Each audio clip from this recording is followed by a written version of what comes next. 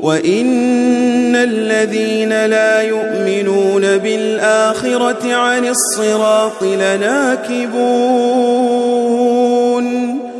ولو رحمناهم وكشفنا ما بهم من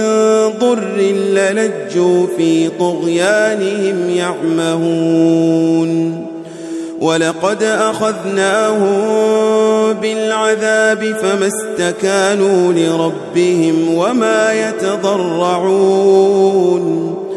حتى إذا فتحنا عليهم بابا ذا عذاب شديد إذا هم فيه مبلسون وهو الذي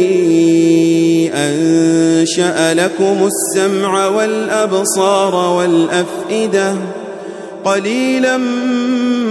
ما تشكرون وهو الذي ذرأكم في الأرض وإليه تحشرون وهو الذي يحيي ويميت وله اختلاف الليل والنهار أفلا تعقلون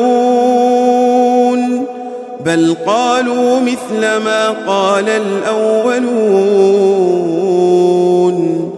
قالوا أإذا متنا وكنا ترابا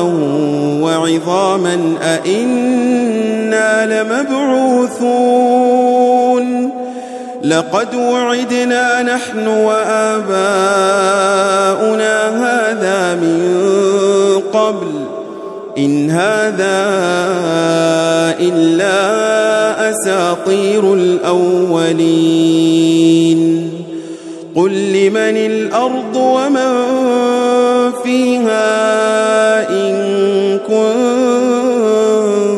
كنتم تعلمون سيقولون لله قل أفلا تذكرون قل من رب السماوات السبع ورب العرش العظيم سيقولون لله قل أفلا تتقون قل من بيده ملكوت كل شيء وهو يجير ولا يجار عليه إن كنتم تعلمون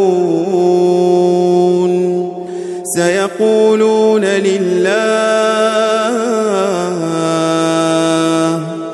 قل فأنا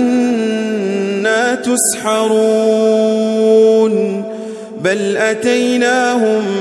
بالحق وإنهم لكاذبون ما اتخذ الله من ولد وما كان معه من إله إذا لذهب كل إله بما خلق ولعلى بعضهم على بعض سبحان الله عما يصفون عالم الغيب والشهادة فتعالى عما يشركون